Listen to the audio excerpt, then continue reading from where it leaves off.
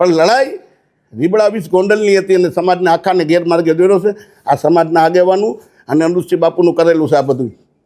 એમાં જયરાજસિંહ જાડેજા અને ગણેશ જાડેજા નિર્દોષ છે અને ખોટા આખા સમાજને ગેરમાર્ગે દોર્યા છે. કાંઈ બોલાઈ ગયું. જય ભીમ, નમો બુદ્ધાય. સમાજ મને માફ કરજો. તમે કહ્યું કે ખોટી ફરિયાદ થકી સમાધાન કર્યું છે કે શું છે? નહીં, ફરિયાદ ખોટી નહોતી. બનાવ થયો તો, જે બનાવ થયો છે એ બનાવ થયો તો, પણ એક રસ્તો કોઈ પણ ઝઘડાનું, કોઈ પણ ઝઘડો થાય તેનો રસ્તો એક સમાધાન છે. તો સમાધાન મને કોઈ પ્રેશરથી, કોઈ લાલચથી કે કોઈ દબાણથી મને કરે. રાજુ સખિયાનો એક ઓડિયો જોયો મેં હમણાં, વિડીયો.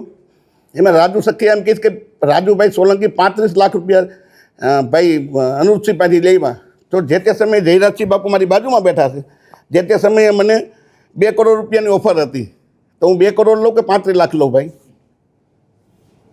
પૈસા જ મારે જોતા હોય તો અનુપસિંહના 35 લાખ ના લો, જયરાજસિંહ બાપુના 2 કરોડ હું લઈ લઉં.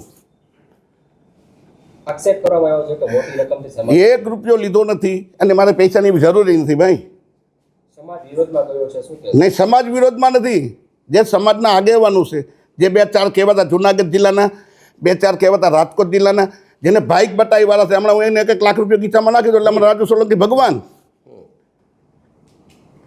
એટલે આવા એના ધંધા છે. સમાજને હાથ જોડીને વિનંતી છે કે આવા આગેવાનોની વાતોમાં ના આવતા. અને મારે પૂછવું જોઈએ સમાજને, પણ જ્યારે મને સમાજે મદદ કરી હોય તો મારે 100% પૂછવું જોઈએ. કોઈ સમાજના માણસ 1 કિલો તેલ મારે ઘેરે કે 1 કિલો બાજરો આપી ગયા હોય તો મને કહે કે અમે 1 કિલો બાજરો કે 10 રૂપિયા રાજુભાઈને ઘેરે કે એના પરિવારને મદદ કરી છે, તો મારે 100% પૂછવું જોઈએ.